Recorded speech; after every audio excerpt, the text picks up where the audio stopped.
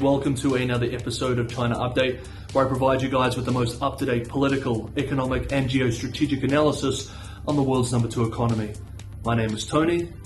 Let's jump in. Okay, happy Friday everyone. First up, we now have the first official and unofficial data for the May Day or Labor Day Golden Week holiday period. Travel during this week's holiday is being closely watched as a barometer for consumer spending and a potential indicator of China's economic recovery. According to the Ministry of Culture and Tourism, China recorded 274 million domestic trips over the 5 days to Wednesday, 71% higher year-on-year and 19% higher than versus 29 levels. Total tourism revenues were $21.5 billion, only 1% higher than comparable 2019 levels. These are official data, so obviously we take them with a grain of salt, but if the numbers are accurate, then it would certainly be a positive sign that, at the very least, there is some consumption momentum in the economy. It is also critical that we note that this year had one more vacation day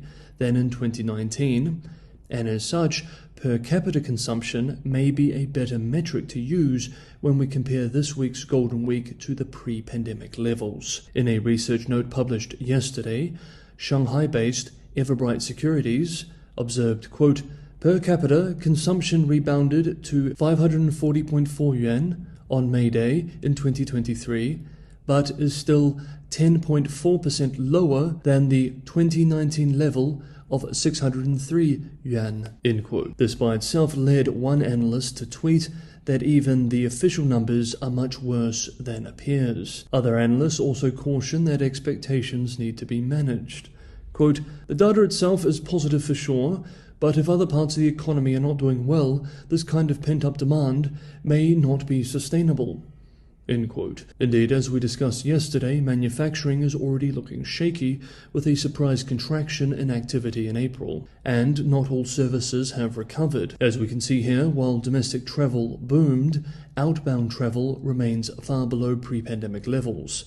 Part of this is because authorities have only recently restarted issuing travel visas again in large numbers, and because the decimated airlines still need time to scale up international flight capacity. Over the May holiday, cross-border flights were just 38% of the pre-pandemic level. There are political factors at work too.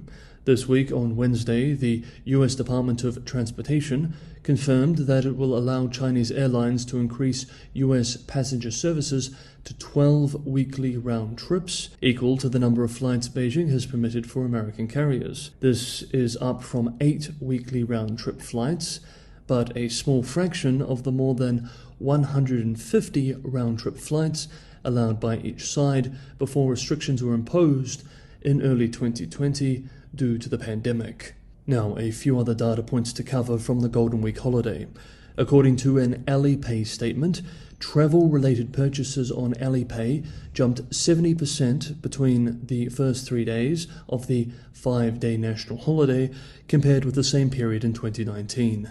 However, according to real estate research firm China Index Academy, China's average daily home sales by floor area were down 22% with the May Day holiday period in 2019, which of course was prior to the emergence of the Evergrande crisis. In an opinion piece published today, the chairman of popular travel app Trip.com and research professor of applied economics at Peking University's Guanghua School of Management, Liang Jianzhang, argues China's existing holiday design, which features a few long breaks every year, like the National Holiday and Spring Festival, as well as the May or Labor Day holiday which we've just seen, quote, create a seasonal supply-demand imbalance in the tourism sector, end quote.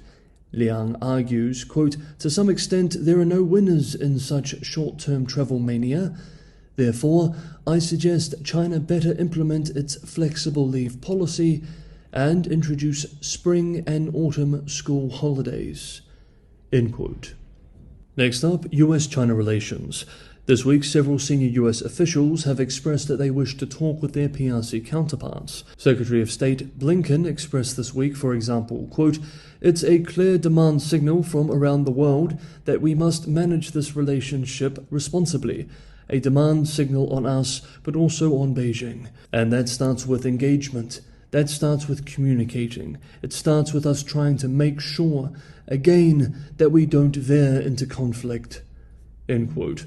On Tuesday, US Ambassador to China, Nicholas Burns, echoed similar sentiment, expressing, quote, "The US is ready to talk to China," end quote, and, quote, "We hope China will meet us halfway on this," end quote. US climate envoy John Kerry expressed this week that the PRC had invited him to visit Beijing in the near future. Quote, "This is a smart move by the PRC side. Kerry is perhaps the best old friend they have in the Biden administration, and who would argue against having climate talks, even as the issue has been used as political leverage by Beijing many times. But since the PRC has made it clear these talks are political when they cancelled them after Pelosi's Taiwan visit, Biden should not approve a Kerry visit until Beijing has allowed Blinken to go to China. Blinken will be in the region in a few weeks for the G7 and the Quad. Maybe he can make a quick stopover in the PRC." End quote. How has Beijing reacted to these signals from US officials? Well, yesterday the state-run Global Times wrote, quote, "The potential visits by Secretary of State Antony Blinken and climate envoy John Kerry to China will have little effect on improving bilateral ties if the US government continues on the wrong path." End quote. And then today, state-run Xinhua expressed, quote, "This is not the first time these senior US officials have made deceitful remarks. Washington has chosen to demand communication and cooperation from China on the one hand, while attempting to contain China's development on the other through various means under the pretext of safeguarding national security and the so-called rules-based international order." End quote. Okay, we have more to cover. Hey guys, if you enjoyed today's episode of China Update, don't forget to hit the like button. It's a huge help. It is just me making these episodes every day. It's a lot of work, but with your guys' support, sharing and subscribing, it's a huge source of inspiration. Anyone who can go the extra mile and help me keep the channel financially sustainable and primarily subscriber supported, Patreon and Buy Me a Coffee links are in the description below. As always, thank you so much, everybody, for the ongoing support. Let's continue with US-China. This week, Gregory C. Allen, Director of the Center for AI and Advanced Technologies and a Senior Fellow in the Strategic Technologies Program at the Washington-based think tank Center for Strategic and International Studies, CSIS, published a report titled China's New Strategy for Waging the Microchip Tech War. In an interview about the report this week, Allen expressed, quote, "It does seem that the Chinese government is considering and perhaps even already pursuing a voluntary decoupling strategy, and what I've heard from folks in the industry is that basically the new Chinese policy is for anything trailing edge. No American. If you do not absolutely positively have to buy American, you do not buy American. This is a trailing edge." End quote. He adds that right now it's about chips, and that the question is whether it's going to evolve to include equipment as well.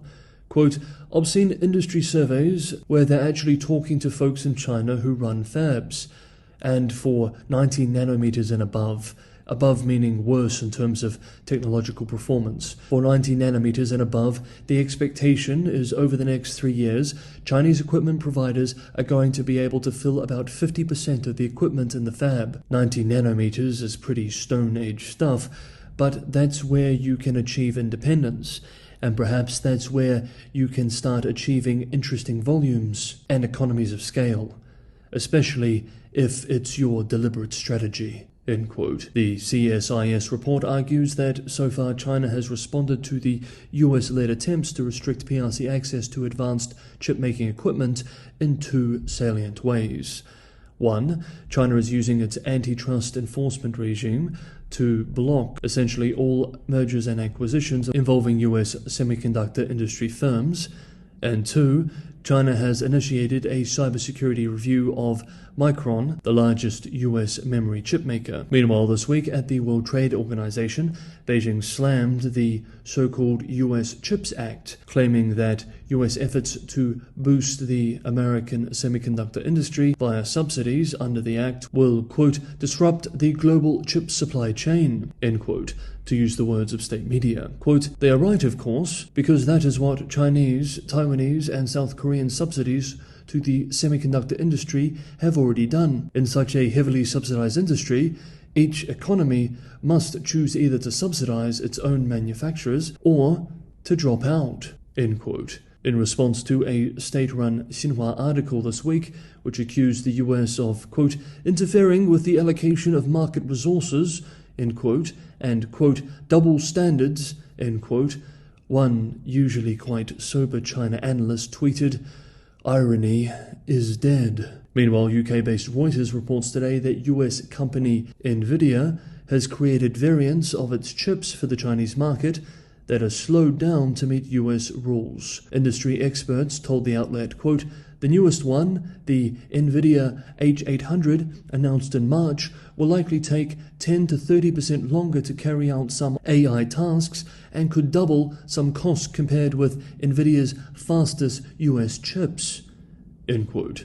Adding that even the slowed NVIDIA chips represent an improvement for Chinese firms. Tencent Holding in April estimated, it reports, that systems using NVIDIA's H800 will cut the time it takes to train its largest AI system by more than half, from 11 days to 4 days. And finally, for US-China relations and today's episode of China Update, in a quite rare statement for a business chamber, this week, the US Chamber of Commerce published a statement explaining its concerns over the PRC investment climate, expressing, quote, in the context of China's new counter-espionage law, which casts a wide net over the range of documents, data, or materials considered relevant to national security, the additional scrutiny of firms providing essential business services dramatically increases the uncertainties and risks of doing business in the People's Republic. This is a matter of serious concern for the investor community